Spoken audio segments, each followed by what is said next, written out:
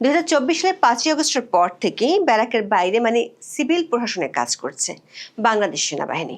অন্তর্বর্তী সরকার আমলে সেনাপ্রধান জেনারেল ওয়াকারুজ্জামান বেশ কয়েকবার বলেছিলেন, সেনাবাহিনী যত দ্রুত ব্যারাকে ফিরে যেতে পারবে ততই মঙ্গল। কারণ সেনাবাহিনীর কাজ সিভিল প্রশাসনের নয়, তাদের মূল কাজ দেশের নিরাপত্তা রক্ষা করা। সবশেষ ত্রয়োদশ জাতীয় সংসদ নির্বাচনের 3 দিন পর গত 15ই ফেব্রুয়ারি সেনাপ্রধান সেনাবাহিনীর সব পদমর্যাদার সদস্যদের উদ্দেশ্যে দেওয়া এক বক্তব্যে বলেছিলেন, নবনির্বাচিত সরকার শপথ নেওয়ার পরে সেনাবাহিনী ব্যারাকে ফিরে যাবে। কিন্তু এরই মধ্যে নির্বাচিত বিএনপি সরকার শপথ নেওয়ার 1.5 মাসেরও বেশি সময় পার হয়ে গেছে, তবে সেনাবাহিনী এখনো ফেরেনি ব্যারাকে। প্রশ্ন উঠছে, কেন সেনাবাহিনী এখনো ব্যারাকে ফিরছে না? প্রশ্ন উঠছে, জেনারেল ওয়াকারুজ্জামান অন্তর্বর্তী সরকারের দীর্ঘ সময় ধরে সেনা সদস্যরা ব্যারাকের বাইরে থাকা যে ক্ষতি হওয়ার আশঙ্কা করেছিলেন, যেসব উদ্বেগের কথা বলেছিলেন, সে আশঙ্কা আর উদ্বেগগুলো কি নির্বাচিত সরকার আমলে আর নেই?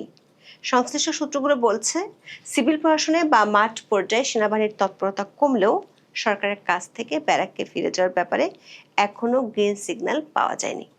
স্বরাষ্ট্র মন্ত্রণালয়ের একাধিক সূত্র বলছে, সরকার সেনাবাহিনীকে যে পুরোপুরি ব্যারাককে ফিরে যেতে বলতে পারছে না, তার পেছনে আছে সুনির্দিষ্ট 2টি কারণ।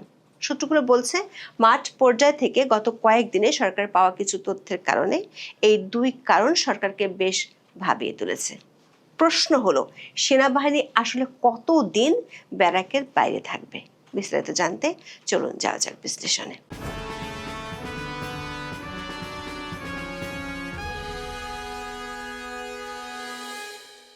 2024 সালের 5ই আগস্ট শেখ হাসিনা সরকারের পতনের পর ক্ষমতার কেন্দ্রবিন্দু ছিলেন সেনাপ্রধান জেনারেল ওয়াকারুজ্জামান ও সেনাবাহিনী। তখন রাজনৈতিক দলের নেতাদের সাথে আলোচনা করেন সেনাপ্রধান। এরপর 8ই আগস্ট অন্তর্বর্তী সরকার গঠিত হয়।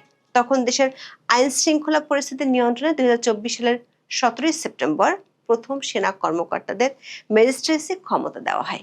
এর কয়েকদিন পর 30শে সেপ্টেম্বর থেকে এই ক্ষমতা দেওয়া হয় নৌবাহিনী ও বিমান বাহিনীর কর্মকর্তাদেরও।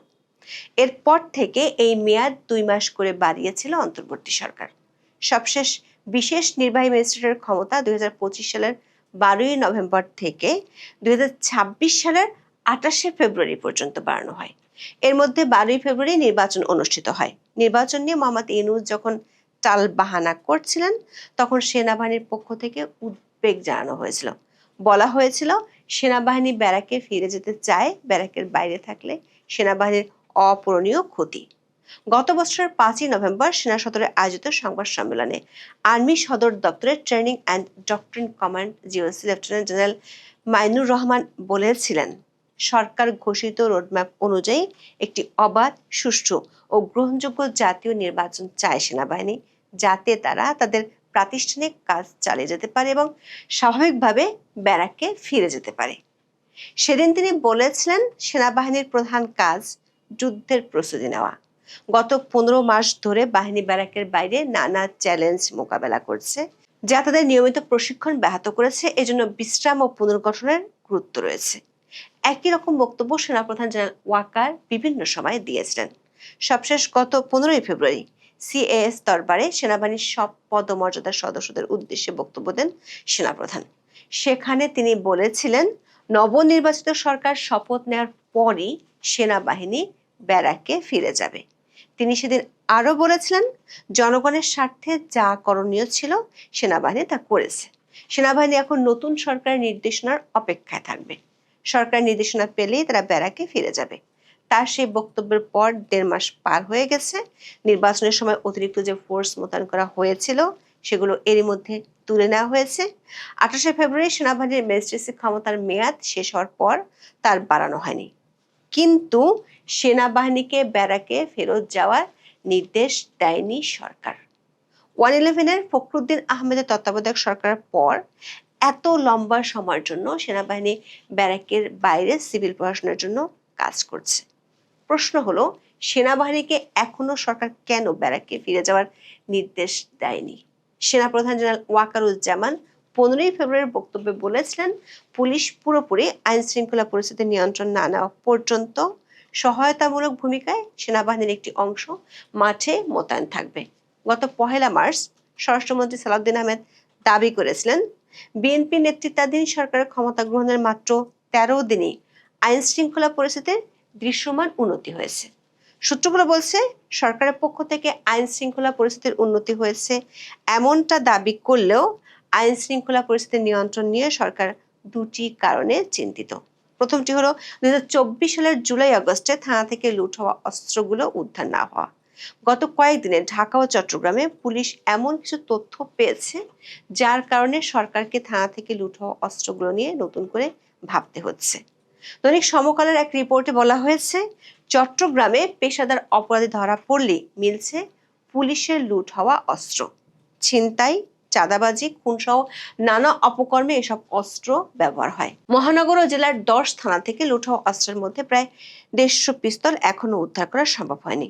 ধারণা করা হচ্ছে এগুলো সন্ত্রাসীদের হাতে রয়েছে। গত 1 বছরে সন্ত্রাসীদের কাছ থেকে 1 ডজনের বেশি পিস্তল উদ্ধার করেছে পুলিশ। সর্বশেষ গত 10 মার্চ নগরের 2 নম্বর গেট এলাকায় শীর্ষ সন্ত্রাসী সাজ্জাদ বাহিনীর সদস্য মনিরুল হকের দেহ তল্লাশি করে ডবল মুরিং থানা থেকে লুট হওয়া বিদেশি পিস্তল উদ্ধার করা হয়। তার দেওয়া তথ্য অনুযায়ী আল ফালা গলির একটি বাসা থেকে অত্যাধুনিক SMG ও গুলি উদ্ধার করা হয়েছে। গত 1 এপ্রিল রাজধানী ঢাকার পল্লবী থানার আলীনগর এলাকা থেকে একটি 12 বোর শটগান, 27 রাউন্ড কার্তুজ, 10 রাউন্ড চাইনিজ রাইফেলের গুলি সহ 2 রাউন্ড শটগানের খালি খোসা উদ্ধার করেছে পল্লবী পুলিশ। এই অস্ত্রগুলো থানা থেকে লুট হওয়া। এর আগে রাজধানীর খিলক্ষেত থানা থেকে লুট হওয়া অস্ত্র মিলেছিল চাঁদপুরে। পুলিশের দেওয়া তথ্য অনুযায়ী 2024 সালের 5ই আগস্ট আওয়ামী লীগ সরকার পতনের পর বিভিন্ন থানা, ফাঁড়ি, বক্স সহ পুলিশের বিভিন্ন ইউনিট স্থাপনায় হামলা, ভাঙচুর ও অগ্নিসংযোগের ঘটনা ঘটে। পুড়িয়ে দেওয়া হয় থানা পুলিশের কাজে ব্যবহৃত গাড়ি। এসব জায়গা থেকে 5,753টি আগ্নেয়াস্ত্র লুট হয়। গোলাবারুদ লুট হয় 6,51,832টি। অন্তর্বর্তী সরকারের সময় স্বরাষ্ট্র মন্ত্রণালয় দুইবার এসব লুট হওয়া অস্ত্র ও গোলাবারুদের সন্ধান পেতে পুরস্কার ঘোষণা করেছিল, কিন্তু কোনো কাজ হয়নি। অবশ্য শেষ দিকে এসে স্বরাষ্ট্র উপদেষ্টা জাহাঙ্গীর আলম চৌধুরী দাবি করেছিলেন, লুট হওয়া অস্ত্রগুলো খালে পুকুরে ফেলে দেওয়ার আর উদ্ধার করা যাচ্ছে না। কিন্তু দেখা যাচ্ছে নির্বাচনের পর নানা জায়গা থেকে স্বল্প পরিমাণে হলেও এসব অস্ত্র ও গোলাবারুদ উদ্ধার হচ্ছে। সেনাবাহিনীর দেওয়া তথ্য অনুযায়ী লুট হওয়া অস্ত্রের মধ্যে 62% উদ্ধার করা গেছে। বাকি অস্ত্রগুলো অপরাধীদের হাতেই আছে এমন ধারণা পুলিশের ঊর্ধ্বতন কর্মকর্তাদের। স্বরাষ্ট্র মন্ত্রণালয়ের সূত্রে জানা গেছে, 1350 বেশি লুট হওয়া অস্ত্র এখনো সন্ত্রাসীদের হাতে রয়ে যাওয়ায় সরকার স্পেশাল উদ্ধার অভিযান পরিচালনার চিন্তা ভাবনা করছে। সে কারণে সেনাবাহিনীকে ব্যারাকে ফেরার নির্দেশ দিচ্ছে না। সাথে আছে আরেকটি কারণ, সেটি হলো জুলাই-আগস্টে দেশের 17টি কারাগারে নজিরবিহীন বন্দীদের বিদ্রোহ, হামলা ও অগ্নিসংযোগের ঘটনা ঘটে। ভয়াবহ সেই ঘটনায় 2টি কারাগারের সব বন্দীসহ 5টি কারাগার থেকে 2,247 জন বন্দী পালিয়ে যায়। এদের মধ্যে এখনো 716 জন বন্দীকে গ্রেফতার করতে পারেনি। তাদের মধ্যে 9 জন জঙ্গি সহ 99 জন সাজাপ্রাপ্ত আসামি, 84 জন মৃত্যুদণ্ডপ্রাপ্ত রয়েছে। এদের ধরার জন্য বিদেশি কয়েকটি দেশ থেকে চাপ দেওয়া হচ্ছে, কিন্তু জঙ্গি দমনের জন্য আওয়ামী লীগ সরকার আমলে বাংলাদেশে আমেরিকার সরাসরি আর্থিক ও কারিগরি সহায়তায় এবং প্রশিক্ষণে বাংলাদেশ পুলিশের বেশ কিছু বিশেষায়িত ইউনিট ও টিম গঠিত হয়েছিল। এগুলোর মধ্যে আছে সোয়াট, crisis response team, counter terrorism and transnational crime বা CTTC এবং অ্যান্টি টেররিজম ইউনিট বা ATU ছিল। অন্তর্বর্তী সরকার আমলে জঙ্গি সংশ্লিষ্টতার অভিযোগ আছে এমন কিছু নেতার চাপে সোয়াট ছাড়া বাকি 3টি ইউনিটকে অকেজো করে ফেলা হয়েছিল। বিএনপি সরকার ক্ষমতা আসার পরও পরিস্থিতি উন্নতি হয়নি। পুলিশের গোয়েন্দাদের ধারণা, সেনাবাহিনী পুরোপুরি ব্যারাকে ফিরে গেলে জঙ্গি গোষ্ঠীগুলো আবার সক্রিয় হয়ে মাঠে নামতে পারে। ইতিমধ্যে বিদেশি একটি দেশের রাষ্ট্রদূত প্রধানমন্ত্রী তারেক রহমানের সাথে সাক্ষাৎ করে জঙ্গি দমনে গঠিত এই ইউনিটগুলো সক্রিয় করার জন্য তাগাদা দিয়েছেন। তবে সরকার একটি সূত্র বলছে, অতীতে জঙ্গি সংশ্লিষ্টতার অভিযোগ ছিল এমন গ্রুপটি চায় না সরকার এই ইউনিটগুলোকে কার্যকর করুক। প্রশ্ন হলো, সরকার তাহলে সেনাবাহিনীকে কতদিন ব্যারাকের বাইরে রাখবে?